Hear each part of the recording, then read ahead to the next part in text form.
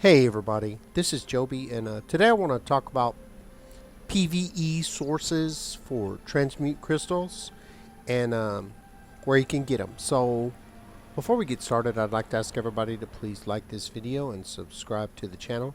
Please hit the notification bell so you can be notified of whenever I make a video. I make a video every single day, no matter what.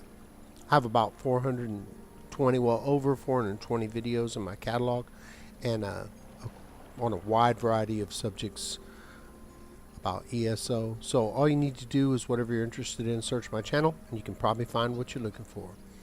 Alright, so let's get started. There's a great website, and I'll give you a link to it, ESO University, with these a list of the sources of the PVE crystals, and it talks all about it. What we can do is I can just read them off to you, and I'll give you the link, and you can just go look for yourself.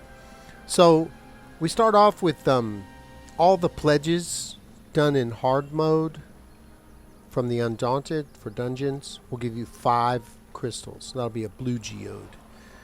Pledges that are non-hard mode from Maj al Ragath are 1 crystal.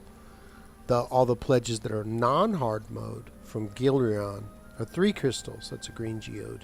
And then the pledges that are hard mode DLC, they say that it's unknown, so have to check that out yourself. Now here's the best one: is random, normal, or veteran dungeons give 10 crystals. That's a purple geode. Random, normal, veteran after the first gives 1 crystal.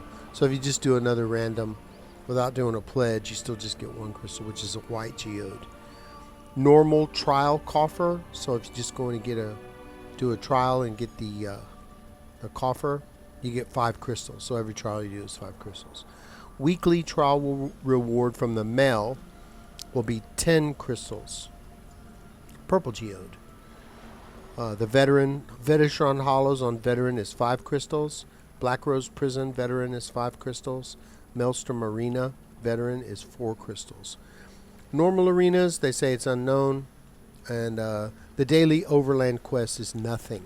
So that's a little bit sad. It's too bad that they're not giving us like at least 1 crystal per reward or something like that. That would be really nice if they did that, but they chose not to. So those are the basic sources, and there was a guy in the Discord. His name is the James Farley, and he sent me he was really nice enough to send me like a write-up from Google, on a Google Doc, and he had a little idea, kind of like a system that not a lot of people want to do it, but for those of you that are like super industrious and want to make a lot of different gear and stuff, I think it's a great idea. So what you do is you make maybe 4 characters. You could even just do 1, it doesn't matter, but you just make a disposable character, or 4 disposable characters, and you get them up to say level 10, and then you start running random dungeons. Now why would you do that? Why wouldn't you just do them on your 8-10 characters? Because if you're doing a random dungeon and then you get into like March of Sacrifices or Scale Caller Peak, the people don't know the mechanics. If you're going with a group that knows all the mechanics, hey, bust it out, that's great. But the problem people run into, you can't find enough people to do a dungeon and you're pugging with somebody.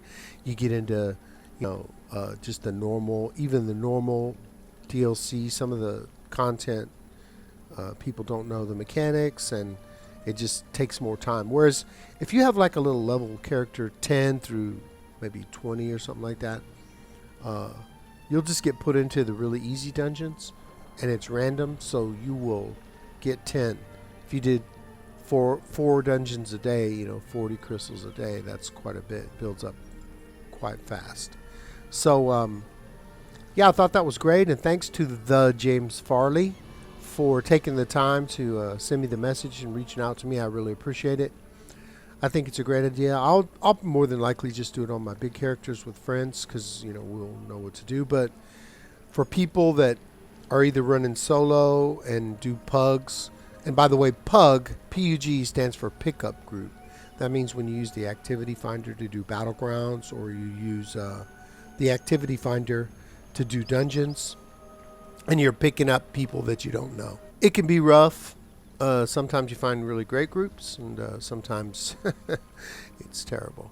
But with the James Farley's system, you know, you'll have the 4 characters, and yeah, for sure it will take a lot of time. But what you can do is if you either craft the gear, or you pick up the gear for the character, you can just put all that gear in your bank.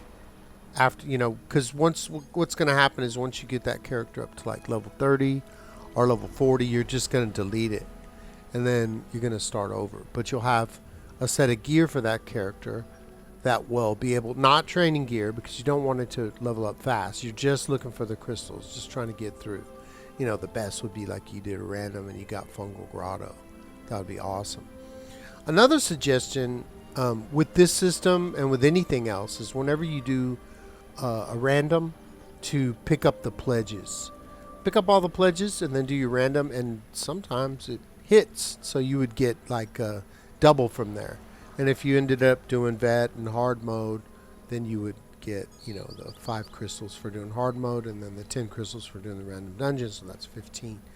Won't happen all the time, but you know, it does happen sometimes. So I think it's great. I think it's a very viable idea. A lot of people ask me to give them plans of how to, you know, farm a lot of crystals. I mean, there's not really any quick way to do it. It's just like farming. There's a couple of routes that I know, like that rubidite route, but for the most part, farming for the crystals is just doing it, you know, and building it up and just having them. So that's it, you know, with PVE sources for the crystals.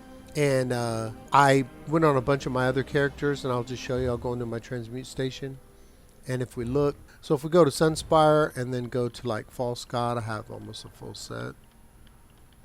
Well, actually a full set, which is great.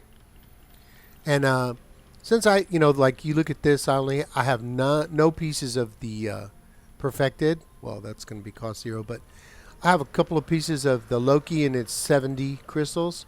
But if we look at False God, it's only 63 crystals. So, you know, that's much cheaper. The more that you have of sets, the more that you're going to be, the cheaper that the reconstruction cost is.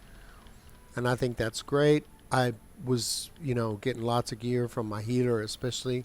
If we go to, I know where to go. Yeah, so I have all this spell power cure stuff, and then it's only 51 to reconstruct. So some of the sets, you know, I'll have are going to just be 23 to remake it, like my Ring of the Wild Hunt and stuff, and it's amazing. So that's about it for today. Please give me a like and a subscribe if you enjoyed the content, and leave a comment in the comment section if there's anything that you'd like to see, or if you have any ideas for a video. If I like your idea, then I might just do it. Join me on Discord, the most chill Discord server on the planet. There's a link in the description. If you're on Xbox One, North American server, add me as a friend and send me a message. Tell me you want to join the guild, and I'll get you in right away.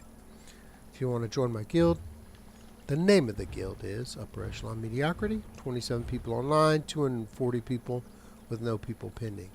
Lots of nice people. So until that time, let's get paid.